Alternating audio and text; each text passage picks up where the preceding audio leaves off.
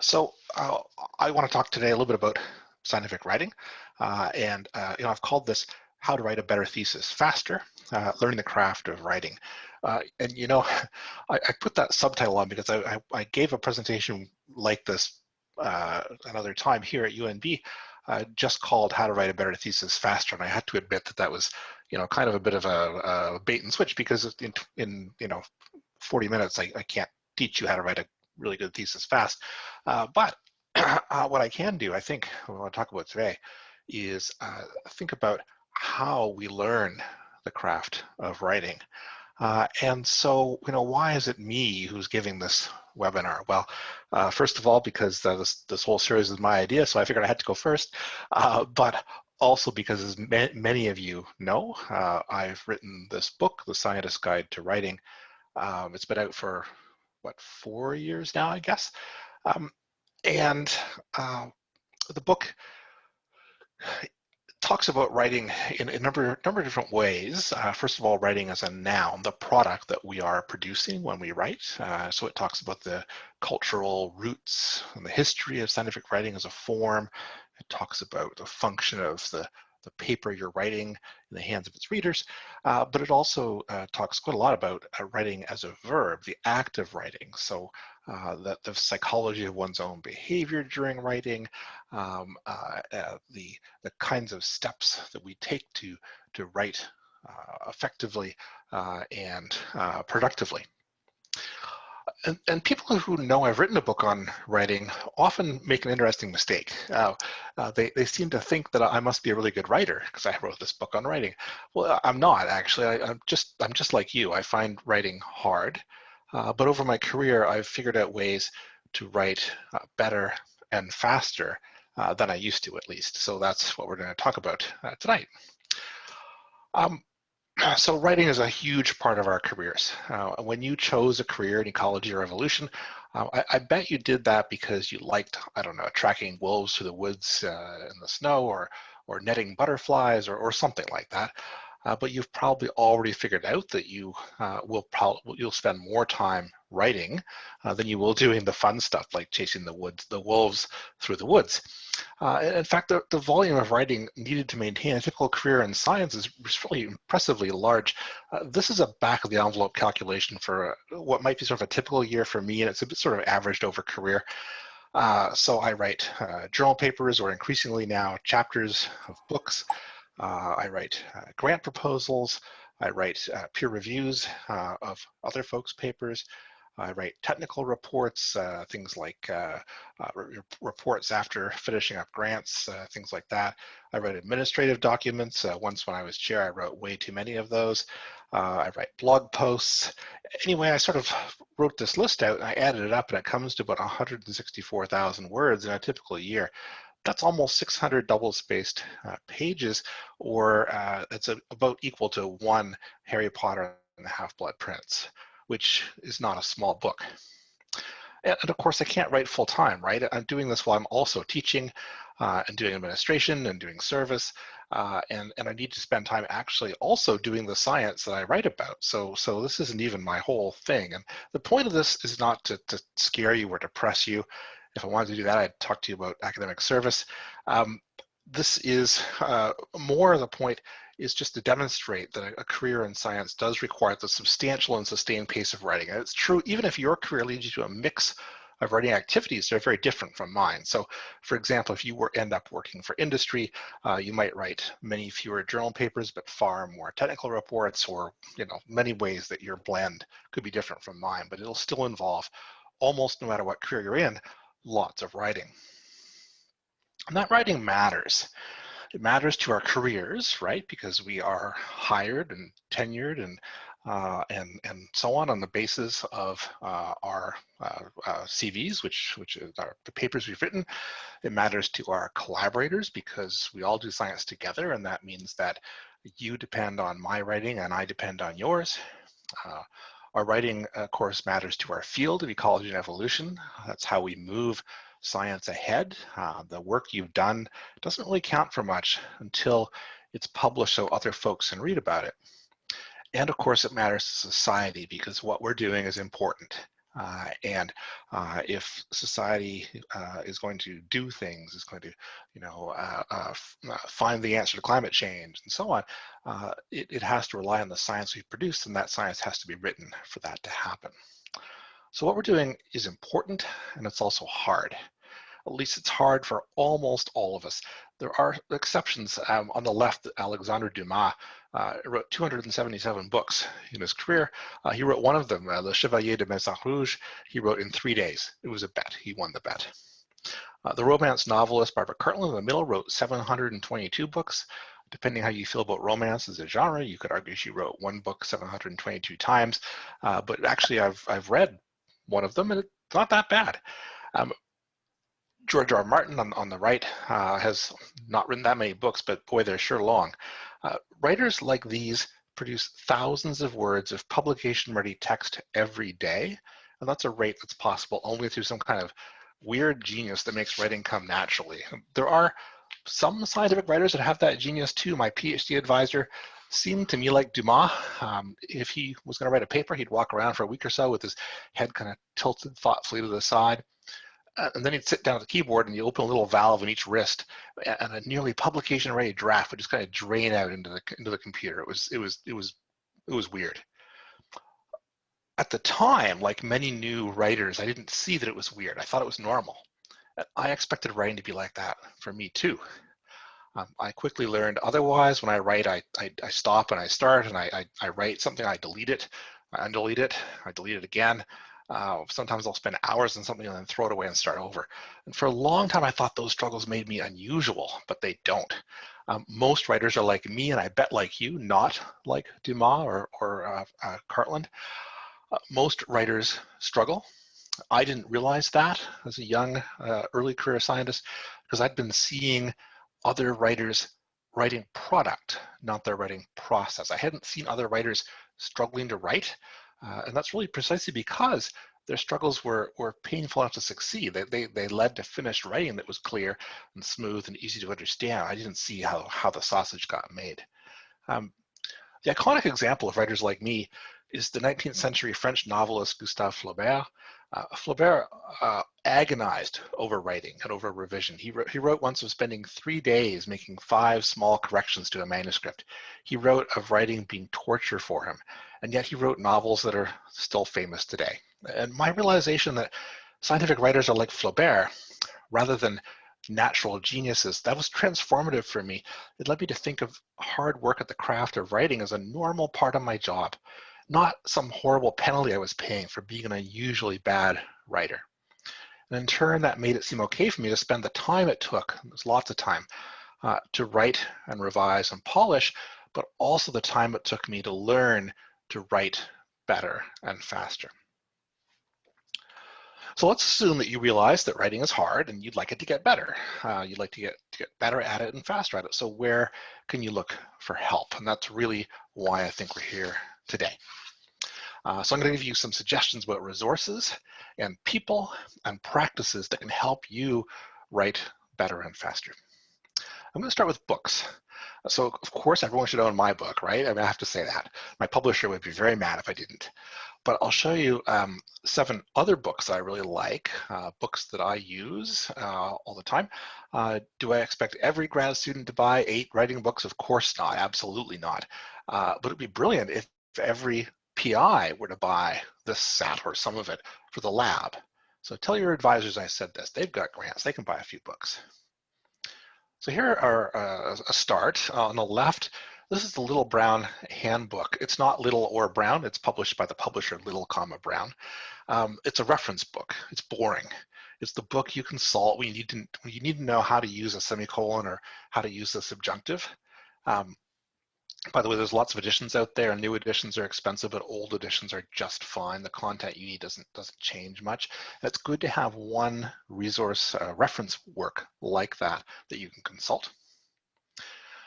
On the right, 3 books that are united by having the word style in their titles.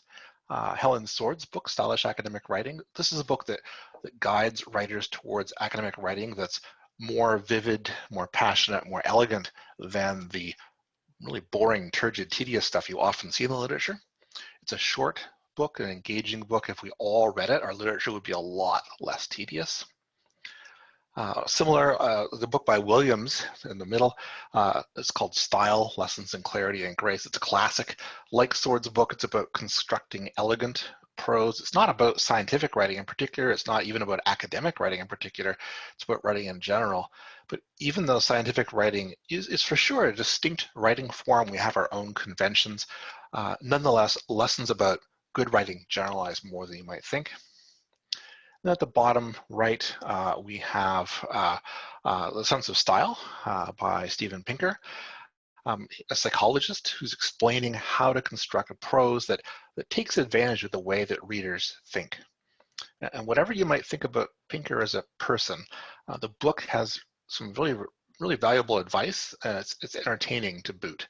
Well, maybe not all of it. Chapter 3 diagrams sentences with more enthusiasm than many of us can possibly muster. But even there, if you stick with it, there are worthwhile lessons to be had. So that's my first set of 4. Here's 3 more. On the left, How to Write a Lot by Paul Sylvia. Many of you may know this book.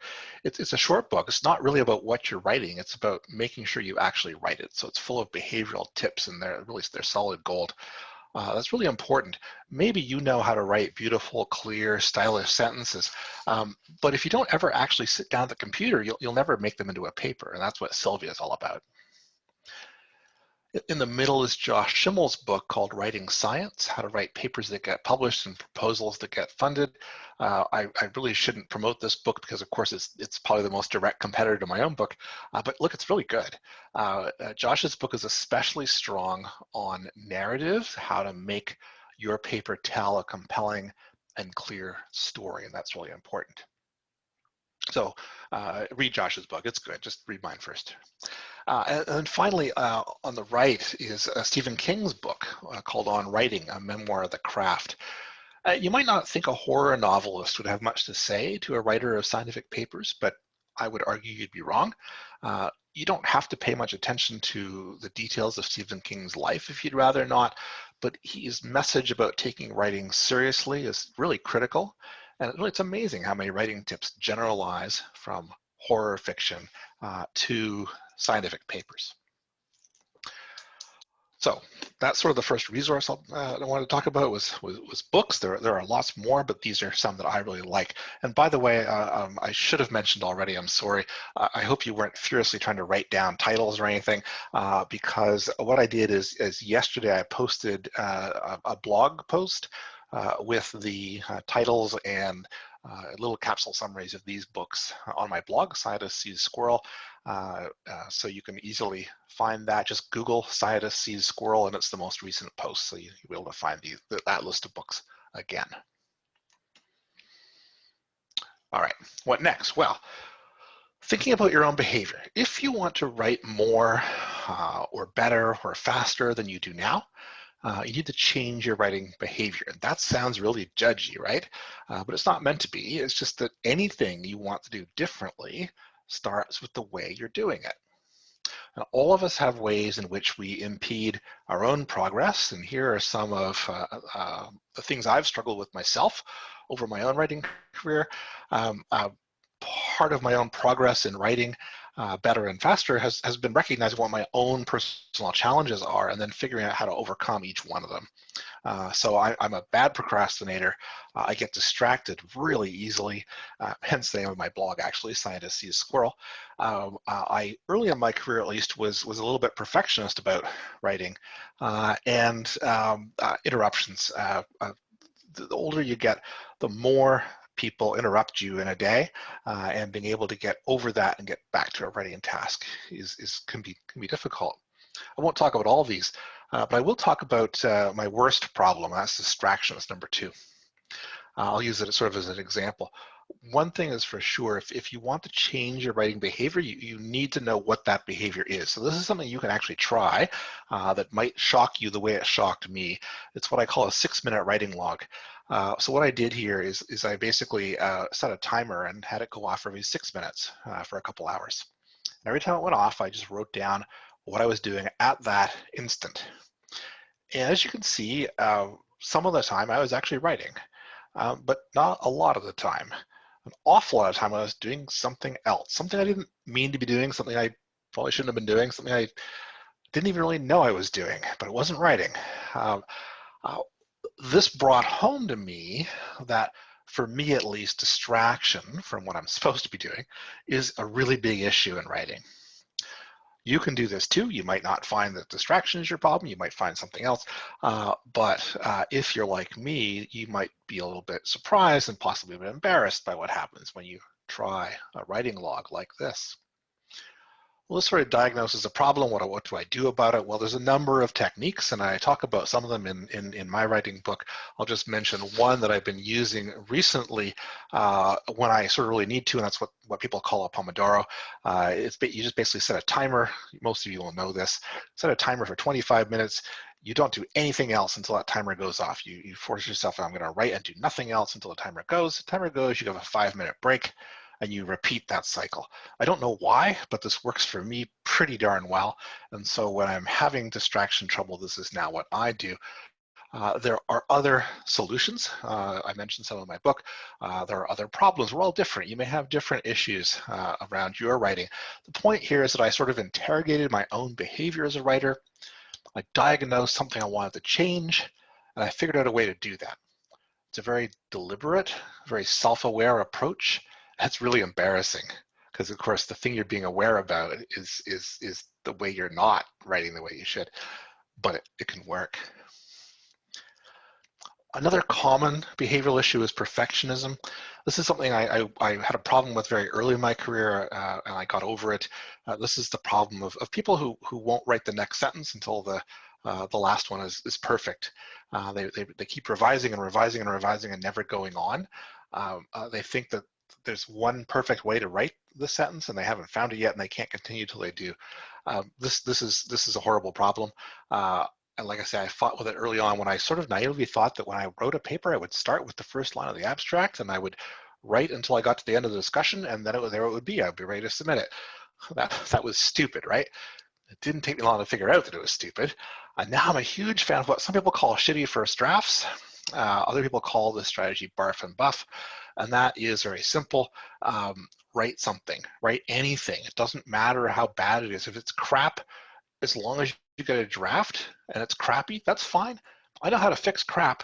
I don't know how to fix a blank page. Matt Hughes is a science fiction and mystery writer, and he compares it to D-Day. Writing a draft, he says, is like hitting the beach on D-Day. You don't stop to tend the wounded or mourn the dead. If you don't get off the beach, you're dead there.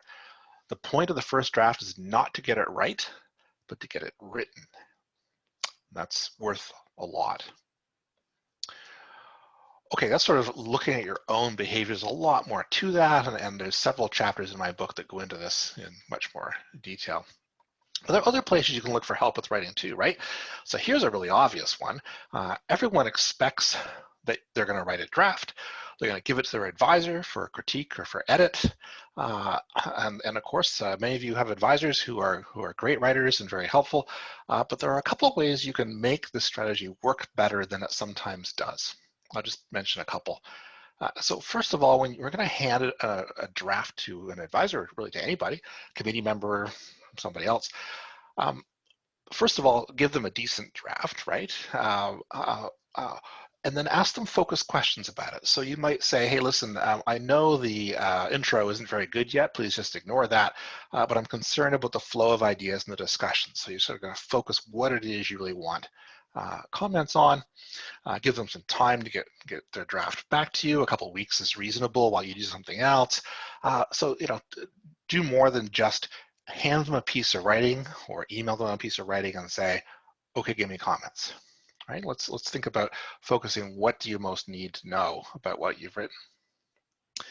Second, and really important, just because your advisor tells you to do something, tells you to rewrite in some way, it doesn't mean they know what they're talking about. They may be wrong. I run into this all the time in the writing course I teach here at UNB. I run into it in particular with respect to passive voice. I teach my students not to write their method sections in the passive voice. That's a 30-year-old way of scientific writing. We've moved past it. The students then take the drafts that they've revised for me, and give them to their supervisors because they're often pieces of writing that will also be in their theses. And sometimes their supervisors edit it right back on the passive voice. This upsets the students to no end, and I understand that. It's sort of not fair. The point here is that you can't assume that everything your advisor tells you about writing is actually right. So what do you do when your advisor tells you something stupid? Well, first of all, you go snicker about it with your friends, right? I know how this works because I used to do it myself. But what I really mean is what you do about getting past the issue.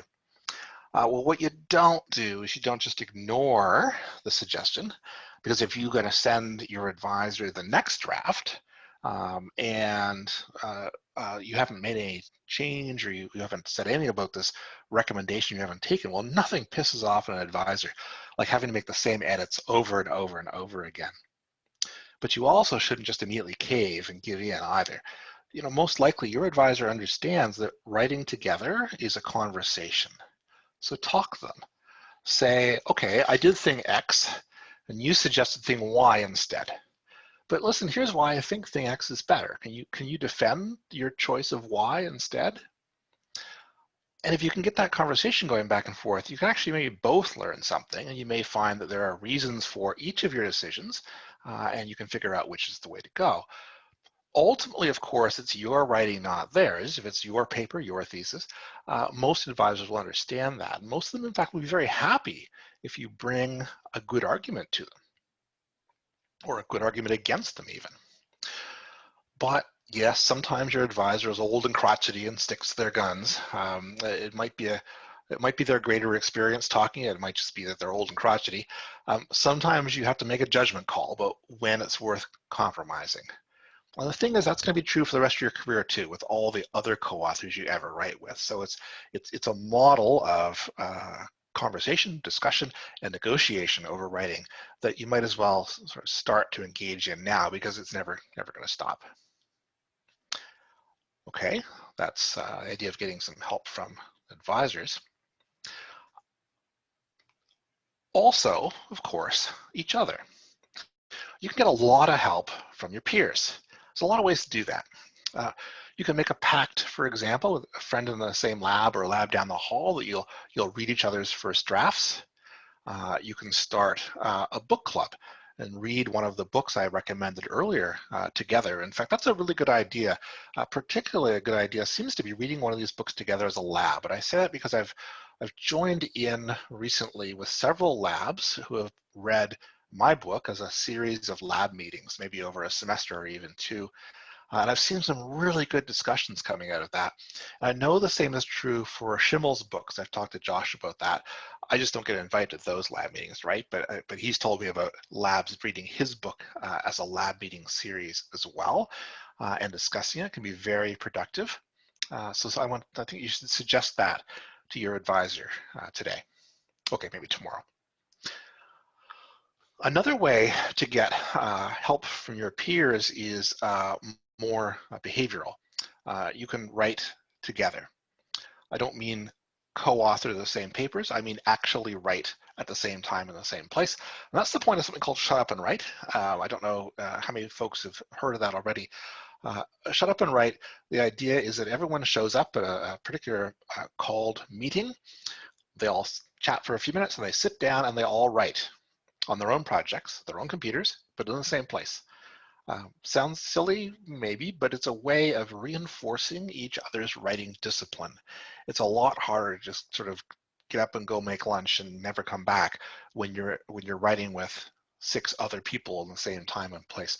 There are actually formal chapters of the Shut Up and Write, what would you call it, club, organization, in many places. So for fun, I look for the closest one to me, which happens to be a couple hours drive away, so I won't do that.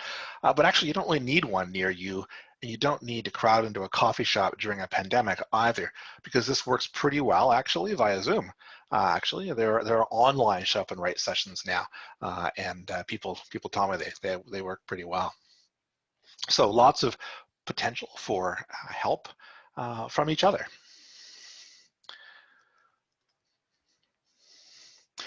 The fifth thing I'll talk about, one of the best ways to learn to write better, I think, in the long run, is to read a lot. And that's good news because you're doing that anyway. You can't write your thesis without reading the literature. But often when we read, we're focused on a paper's results. Can we cite this paper? Should we cite this paper? Does it agree with our results or disagree? Does it justify our method or help establish the importance of our own work? We're looking for that kind of content in a paper. But there's another way to read, and that's to pay deliberate attention to the writing. If you're finding a paper hard to read, what made it hard? If it's easy to read, easy to understand, even if it's fun to read, what made that paper that way? Look for structure you can imitate. Look for phrases you might want to borrow. Look for touches of style that might inspire you. And I think it's worth actually formally taking notes into a folder and tucking them away to look at later. There's a lot of sort of prior art out there that you can take advantage of. People have been experimenting with scientific writing for a very long time, and some of these experiments work well and some don't, and you can look and figure out which ones are going to be helpful to you. But, two important buts. The first one is that one of the worst things that happens to our writing actually comes from this idea of reading. It's because we can get stuck in a trap of modeling our writing on what's already out there. And I call this the tyranny of circular expectations. You've all seen this in action. You tell your undergrads that they should write their lab report, quote, like a scientific paper. There are my scare quotes. So what do? Well, they go read some scientific papers, which is what you want them to do. And of course, since our literature mostly sucks, what they read is probably turgid and dull. It's probably loaded with 8 bazillion acronyms. It's probably written in the passive voice. And all that stuff sounds kind of sciencey to them, right? Because it's in the literature. And so what they do, of course, is they write in the passive voice, or they write with 8 bazillion acronyms or whatever, so that their own work will sound sciencey to them too. So when I say read the literature, I really do mean reading it critically with an eye to what works and what doesn't work. So it's about avoiding the bad as much as it's about avoiding the good. So that's the first but. Well, the second but's more positive. The second but is that people often think it's only worth reading the scientific literature. And I don't think that's true. I think you should read really anything you can get your hands on. Newspapers, novels, bad Harry Potter erotic fan fiction, doesn't matter.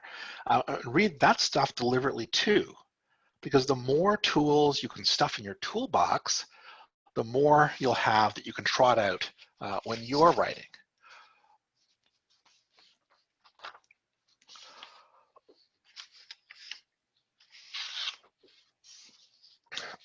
Sorry, just give me a sec here.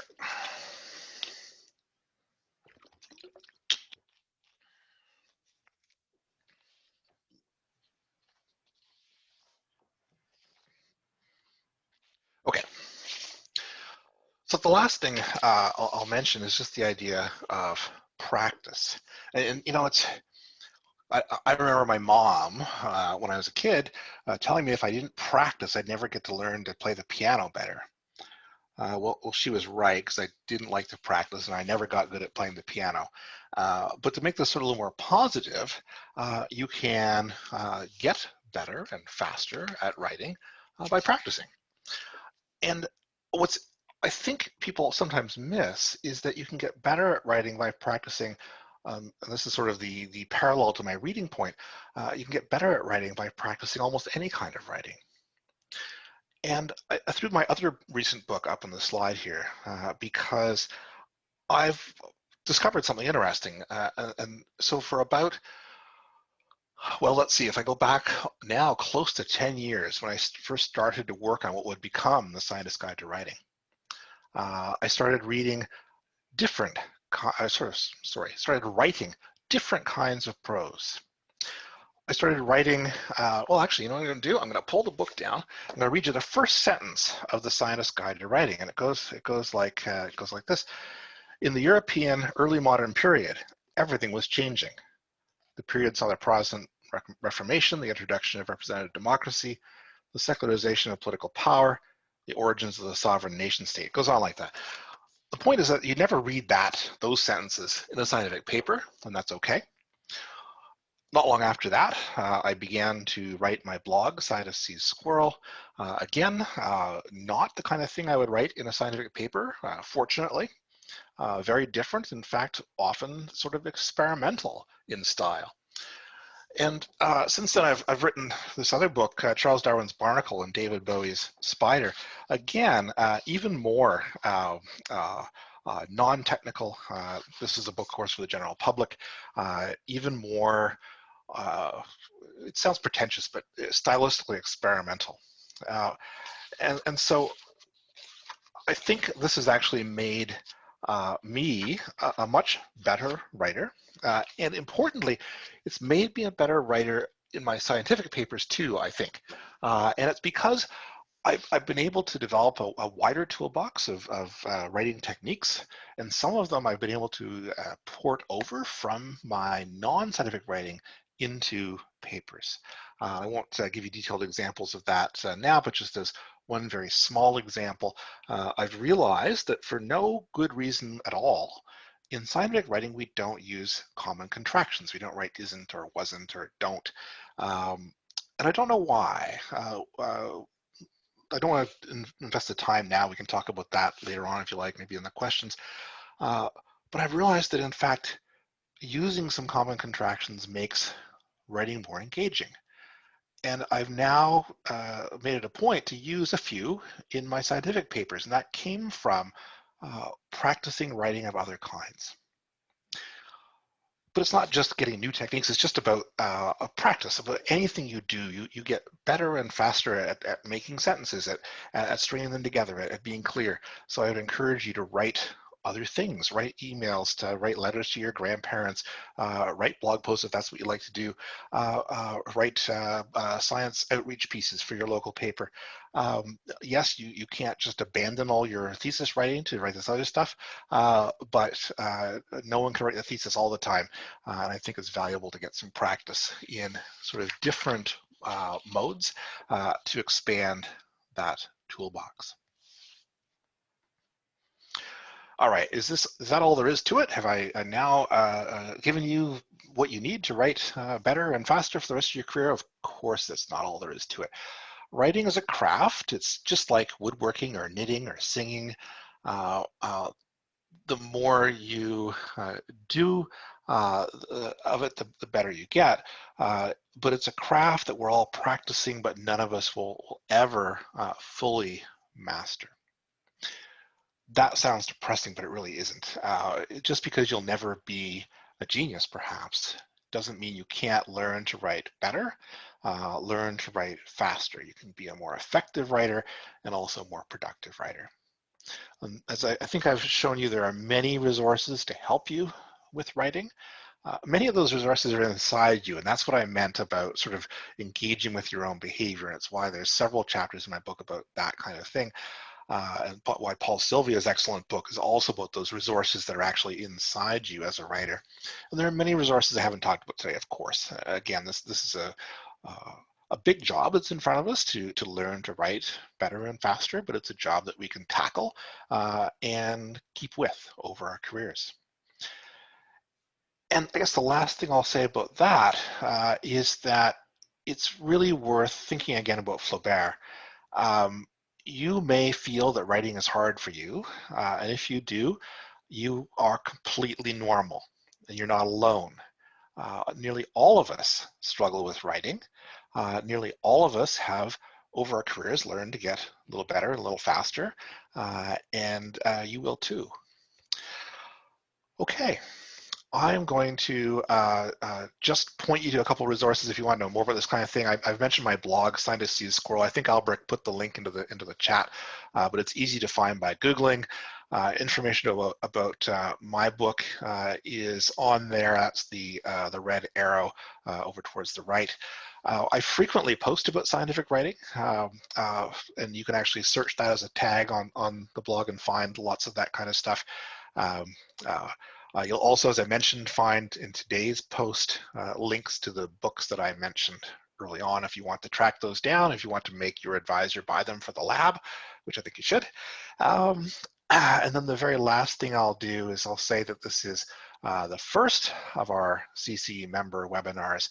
Watch for more to be announced, hopefully early in the new year.